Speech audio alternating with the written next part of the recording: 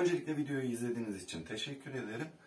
Yapmış olduğum aparatta atölyemdeki yükseklik 1.80 seviyesinde. Atölyem minik olduğu için bundan bir tane de karşı duvara astım. Aparatı istediğim zaman çıkartıp karşı tarafa koyabilecek şekilde. Astığım yerden 1,5 metre bu tarafa, 1,5 metrede öbür tarafa olmak üzere 3 metrelik bir alanda bana istediğim şekilde çekim yapmamı sağlayacak bir düzenek oldu. Avantajı ne oldu benim için?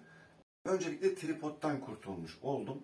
Çalışırken atölyem minik olduğu için ayağıma fazla dolanıyordu ve bunda çekim yapabileceğim açı sayısı çok daha artmış oldu. Dezavantajı da ne oldu?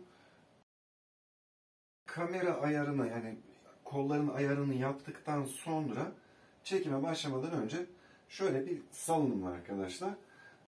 Bunu da sallandı. Ya çok az bekledim ya da parmağımla hemen durdurabiliyorum. Çok da hani dezavantaj denebilecek de bir durum değil ama bunun da olduğunu bilin. Sadece sisteme eklemem gereken bir şey var. Şu taraftaki cıvatam hareketli. Sıkarken buradan da tutmak zorunda kalıyorum. Bunu sabit yapacağım sadece. Hani burada bu şekilde bu videoyu yayınlayacağım ama şu tarafın sabit olmasında acayip fayda varmış. Onu görmüş oldum. Tek elle buradan tutarken tek elle de buradan sıkmak çok daha mantıklı. Onun dışında da buna ekleyeceğim. Sonra da ön tarafına ışık verebilecek, ledlerle ön tarafına ışık verebilecek bir sistem olacak sadece.